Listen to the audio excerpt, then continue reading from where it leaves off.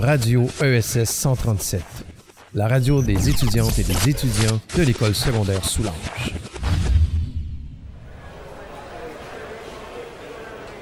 Les petites entrevues.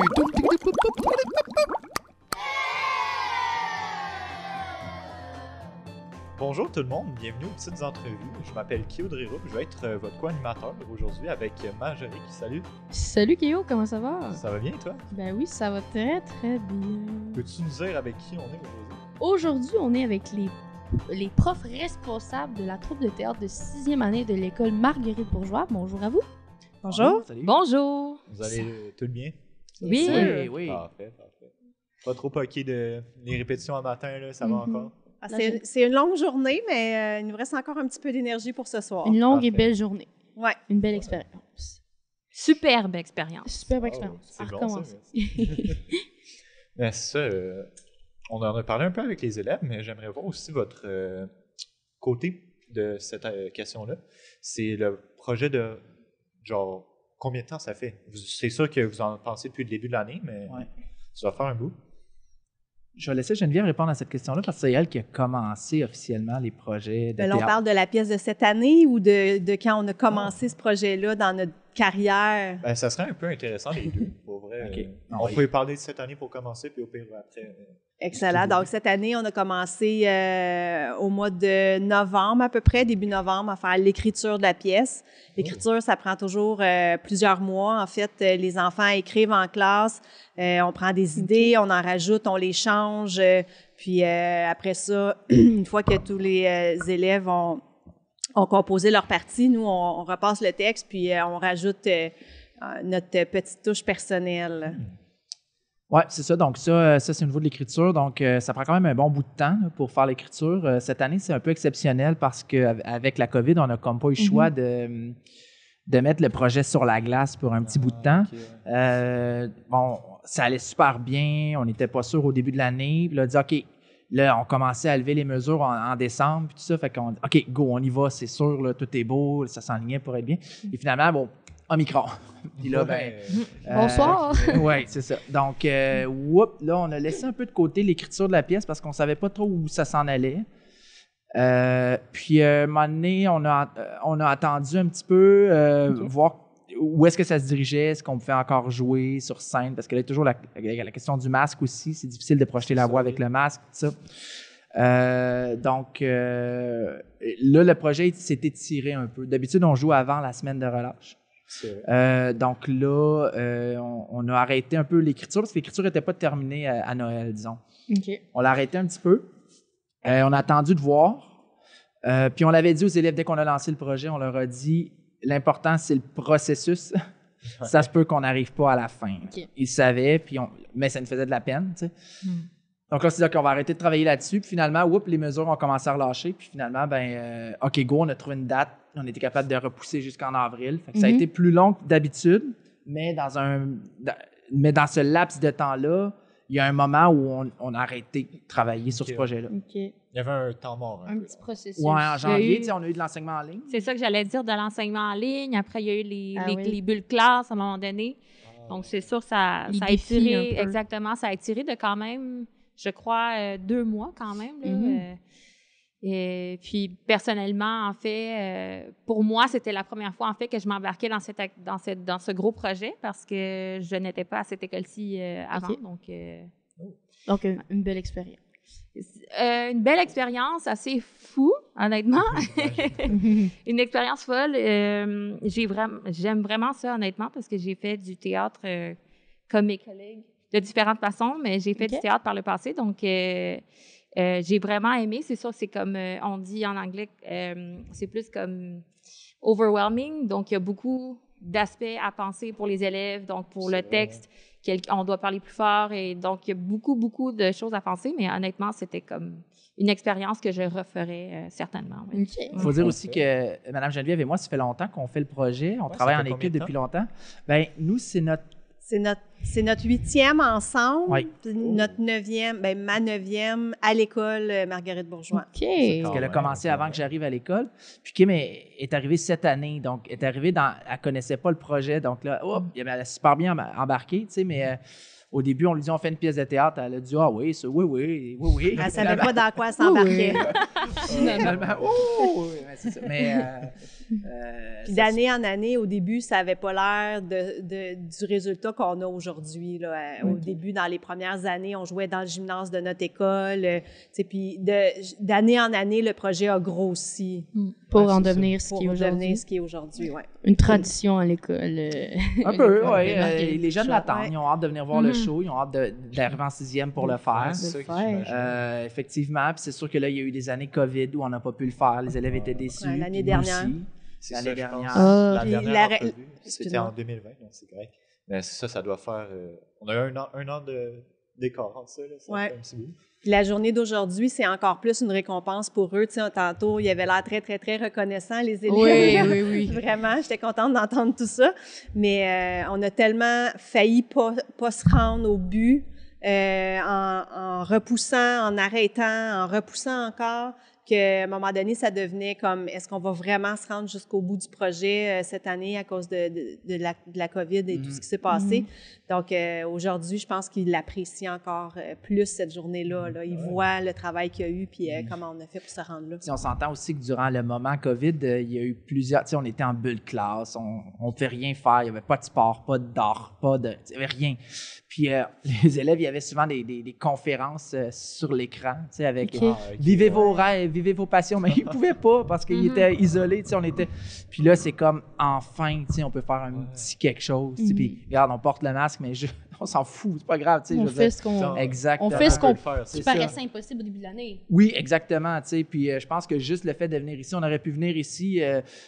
marcher sa scène, puis repartir, puis on aurait été comme « wow! » Fait qu'on est content de ce que ça donne comme résultat. Mais c'est sûr que les élèves sont plus contents de faire le théâtre que faire du français, l'analyse de phrases. Hein? Donc, on l'a vu tantôt. C'est un aspect peut-être qui contribue à leur reconnaissance. Ils ont fait beaucoup de français sans s'en rendre compte. C'est ça l'avantage. C'est pas ça, fait de maths, on s'entend, mais à travers ce projet-là, on a travaillé l'écriture puis l'expression orale vraiment beaucoup. Donc, là. des matières un peu là-dedans qu'on intègre. Ouais, c'est ça. Un projet qui sort de l'ordinaire au lieu d'être toujours assis sur sa chaise. C'est une autre façon d'apprendre. Il faut quand même bien passer. Ça met un peu de pression sur l'élève, par exemple, mais je pense qu'ils sont... Tu sais, on essaie de trouver la ligne.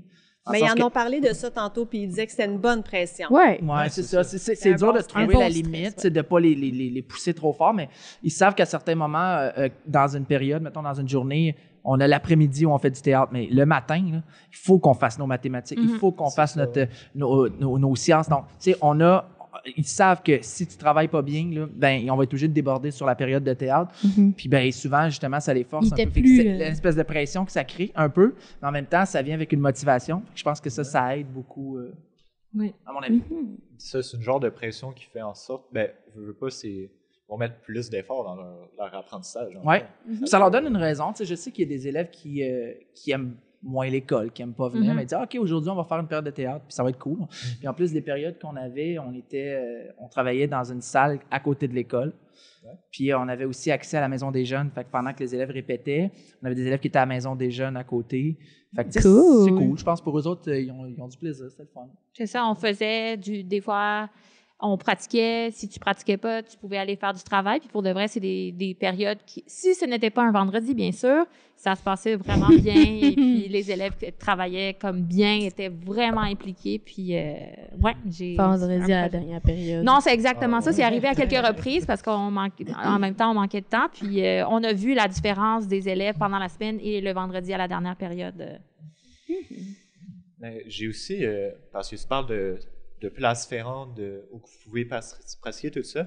Je pense qu'il y a quand même beaucoup de personnes extérieures qui viennent nous aider avec ce projet. Oh, oui. Oui, on a eu la visite d'un acteur, un acteur qui a joué dans Les Bracelets Rouges.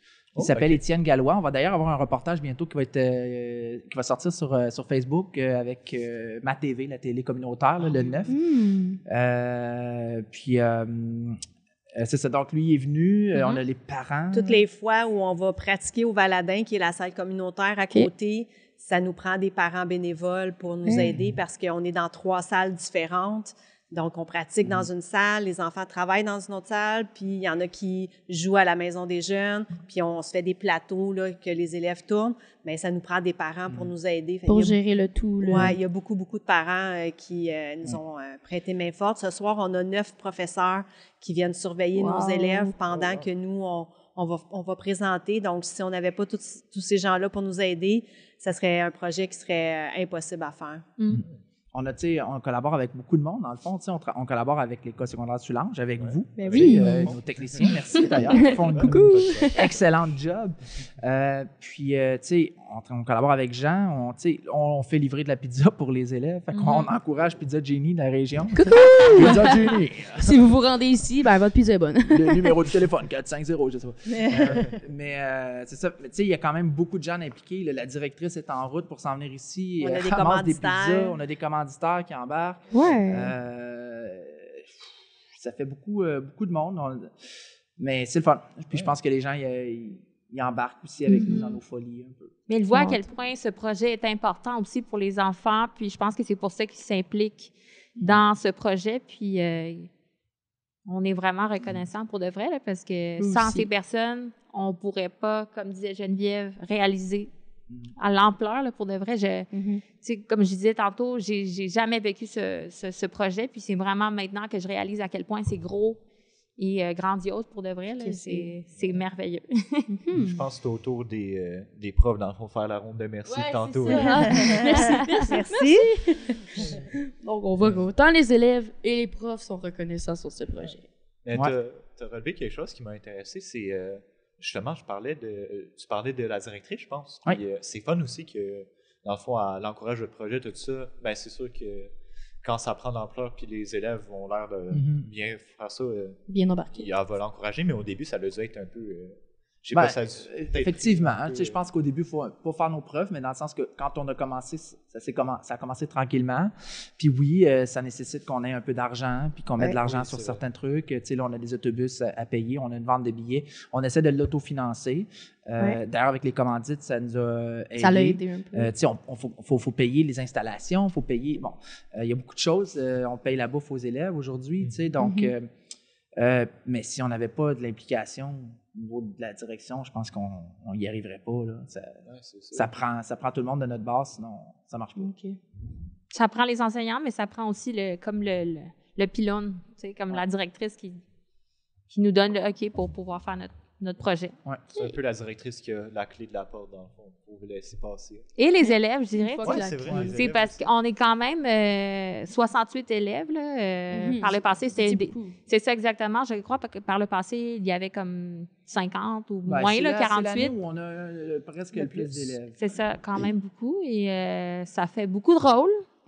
Donc, oui, la pièce est très, très, très longue et très bonne aussi. Oui, ben, c'est vrai que c'est long parce qu'on veut faire passer tout le monde sur scène. Puis on veut pas. On sait qu'il y a des élèves qui sont gênés. Il y en a qui passent et disent une ou deux répliques. Il y en a qui ont des rôles techniques.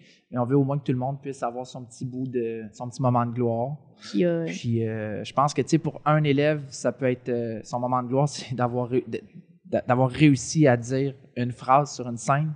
Ça rappelle toute sa vie. Puis pour un autre, ben, ça va être d'avoir été l'acteur principal, tu sais. Mais je pense que c'est important de faire ce petit bout de chemin-là aussi, de dire on les oblige un peu, mais ils en sont fiers après. Ouais. Ça peut ouvrir différentes portes pour l'élève. Oui, effectivement. Pour le parent aussi, c'est fun. Mon enfant, il est sur la scène. On essaie de les faire pleurer en soirée. Tu sais. Ouais, c'est sûr, c'est sûr. C'est mon moment de joie. Non, c'est pas vrai. On a la petite morale à la fin. On a la petite morale à la fin avec une toune de Ludovico Einaudi, là, puis là, on pleure toutes. Sur ces beaux mots, merci d'avoir accepté notre entrevue. Et puis, autant les élèves, le projet et vos commanditaires, comme vous avez dit tantôt, tout le monde embarque pour que ce projet grandisse à chaque année. Et puis, merci à toi, Kéo, d'avoir co-animé cette émission. Merci avec moi, Majo. Oui. Merci. Bye. Merci. Et merde.